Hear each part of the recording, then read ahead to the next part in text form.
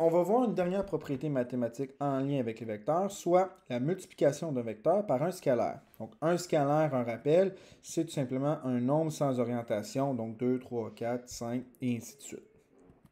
Quelles sont les composantes du vecteur R si R est égal à 2A et le vecteur A c'est 2,-3U?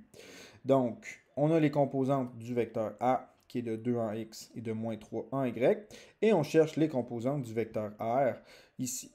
Donc, comme R est égal à 2A, on va essayer de comprendre ce que ça veut représenter graphiquement. Donc, on met un graphique. Le vecteur A, c'est 2 en X, donc vers la droite, et moins 3 en Y. Donc, on descend et on a un vecteur A qui s'en va ici. Vu qu'on veut l'avoir deux fois, ben, on va le doubler en partant de l'extrémité du premier vecteur A.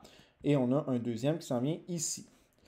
La combinaison des deux A ici va me donner mon vecteur R qui va être, si on regarde graphiquement, 4 en X et moins 6 en Y. Eh bien, ce qu'il faut comprendre, c'est qu'on pourrait additionner les composantes des deux ou on pourrait multiplier les composantes d'un vecteur par deux, vu que j'ai deux fois le même vecteur. Et c'est ce qu'on va faire. Donc, on remplace A par ses composantes. Et là, on va faire 2 fois 2 et 2 fois moins 3. Donc, on distribue comme en mathématiques. Et on obtient le vecteur R qui est de 4 en X et de moins 6 en Y unité. Comme le X est positif puis le Y est négatif, on est vers le quatrième quadrant. Et c'est exactement ce qu'on a comme représentation ici.